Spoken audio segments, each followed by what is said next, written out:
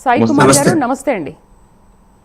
నమస్తే సాయి కుమార్ గారు, మున్సిపల్స్ లో కాంగ్రెస్ సెంచరీ కొడుతోంది అంటే ఈ ఫలితాలన్నీ కూడా మీరు ఊహించినవేనా? ఇవాల్టి ఫలితాలపైన మీ స్పందన ఏంటి?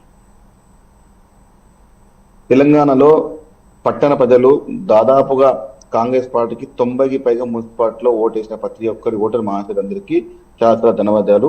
మేము మీకు ఎప్పుడు రుణపడి ఉంటాం. ఎందుకంటే తెలంగాణ రాష్ట్రంలో ఇలాంటి అఖండ విజయాన్ని కాంగ్రెస్ పార్టీ ముఖ్యమంత్రి రేవంత్ రెడ్డి గారికి, అదేవిధంగా ప్రజాపాలనని ఆదరించి సంక్షేమం అది అభివృద్ధిని ఎజెండాగా మార్చుకున్నటువంటి ప్రతి ఒక్కరికి పట్టణ ఓటర్ల మహాశయులందరికీ కాంగ్రెస్ పార్టీ తరఫున, కాంగ్రెస్ పార్టీ కుటుంబం తరఫున చాలా ధన్యవాదాలు. ముఖ్యంగా మేము దాదాపుగా 2 సంవత్సరాల నుంచి అధికారం ఉన్నటువంటి కాంగ్రెస్ పార్టీ ముఖ్యమంత్రి రేవంత్ రెడ్డి గారి నాయకత్వంలో పనిచేస్తున్న ప్రతిసారి కూడా ఒకటి చెప్తాం, మాకు వచ్చిన ప్రతి విషయం అంటే సంక్షేమంలో తెలిసిన ప్రతి విషయాన్ని ఎప్పుడు కూడా ప్రజలకు అందుబాటులో ఉండే విధంగా ముందుకెళ్ళాం.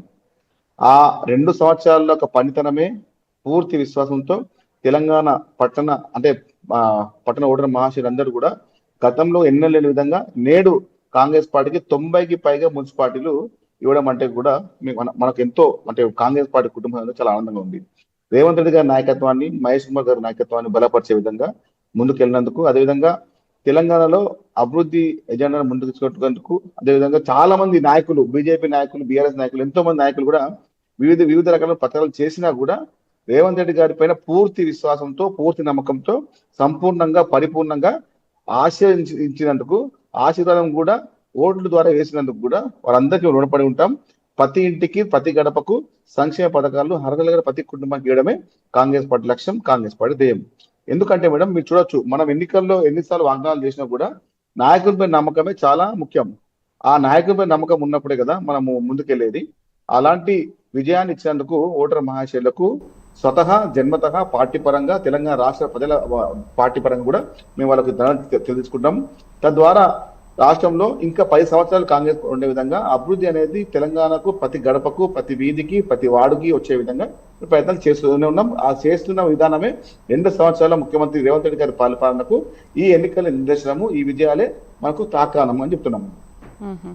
సాయి కుమార్ గారు, కాంగ్రెస్ వ్యూహం ఇంతగా ఫలించడానికి గ్రౌండ్ లెవెల్లో మీరు చేసిన వర్కే అంటారా, లేకపోతే అక్కడక్కడ మీరు పెట్టుకున్న కార్నర్ మీటింగ్సే మీకు ఈ ఫలితాలు రావడానికి కలిసి వచ్చాయి అనుకోవాలా?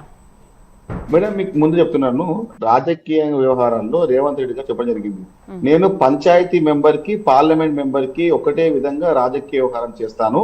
నేను 2023 డిసెంబర్ 3న తెలంగాణ రాష్ట్రంలో కాంగ్రెస్ పార్టీ అధికారంలోకి వచ్చింది.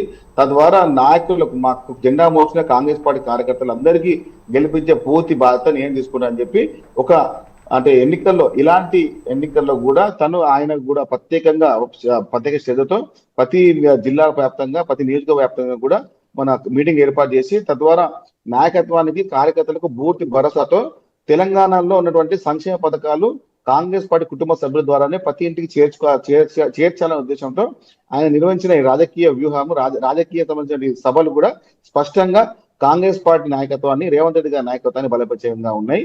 ఆ బలపరిచిన విధానమే మాకు ఈ ఎన్నికల్లో వచ్చిన ఫలితాలు. దత్తాత్రేయ గారు నమస్తే అండి.